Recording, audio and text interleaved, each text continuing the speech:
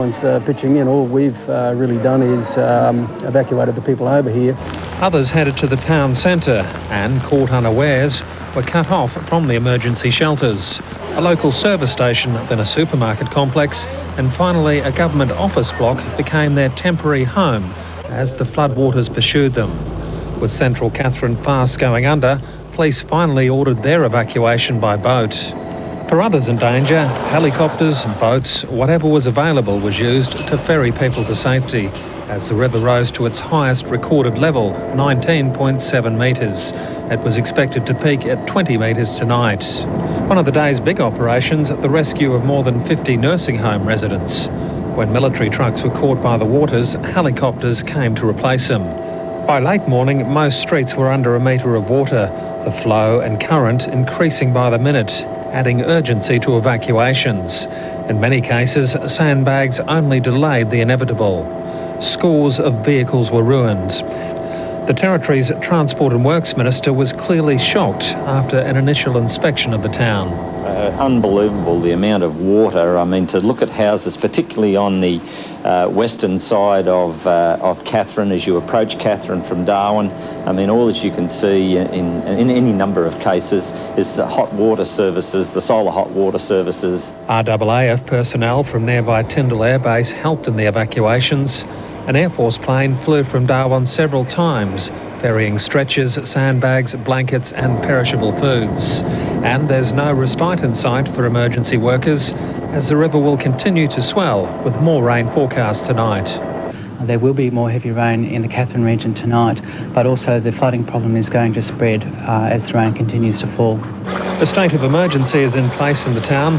Residents may have to wait days yet before they can return to their homes to learn the full extent of this disaster. Paul Cullen. Of the town are completely cut off. Their only link is a satellite phone. Floodwaters have surrounded the community and all but 4 buildings are underwater. Evacuation is difficult with just one small boat available to carry residents to nearby Barunga. We have no shelter, very little food. The store in the community is completely inundated. Basically, we are looking towards a very, very difficult night. There's also an emergency plan for the Daly River community, where authorities are preparing to evacuate 300 people over the next few days. Her callous attacker. Now, with tonight's sport. While a damage bill is expected to run into the millions, police say it's a miracle no one has drowned. And to bring us up to date on the flooding, we have Superintendent Warren O'Meara from the Northern Territory Police on the line from Katherine. Now, Superintendent, you've just flown over the affected area. Is there any sign yet that the floods are easing? Yes, Jason, it would appear at this stage that the river's probably dropped between half a metre and a metre at in the town centre itself. We've just had a report through that it's dropped approximately 2 metres at the gorge. That equates back here at the town centre of about 12 metres, so that's excellent news for the town. That must be a great relief for everybody. Now, what about all those people who were evacuated over the last couple of days? How are they coping? I would suggest they're coping reasonably difficult at this stage. We've got about 1,200 people in the shelters. Very basic facilities. We're utilising the schools, so you can appreciate people are laying on blankets and things on concrete floors and the likes. The catering is reasonably limited. I'll have an update on that. I've just been informed that there are now 1,800 people located in the shelters, and obviously probably another 500 have been evacuated to houses in the Katherine East region. Now, even though the water levels, as you say, have noticeably dropped this morning, can you anticipate any further evacuations will be necessary? No, at this stage most of our calls have been in relation to queries on people that have not turned up at different places, and they're just concerns at this stage. We are mainly doing airdrops at the present stage, food around the Katherine region, and that's taking up most of the helicopter work this morning. Superintendent, I'm sure you've got your hands full. We'll let you get back to it. But thanks for talking to us. Superintendent Warren O'Meara in Katherine. Well, meanwhile, in Melbourne... Health authorities are also warning residents to guard against disease. Downtown Katherine and floodwaters like the locals have never seen before. The river may have peaked, but for residents, the heartache is just beginning. 1,200 locals have been plucked to safety as their homes were swamped by the worst flooding in the area this century. Many were left with nothing, spending the night in makeshift shelters. Now they face rebuilding businesses and homes when they can return. Did you see on the television about the floods in Katherine? Biggest floods since the beginning of Katherine. While experts believe the waters have peaked in Katherine, the effects of Cyclone Les are now being felt in remote communities across the territory. Well, as far as the areas of town that have been affected by the floodwaters over the last couple of days, a complete tragedy and disaster.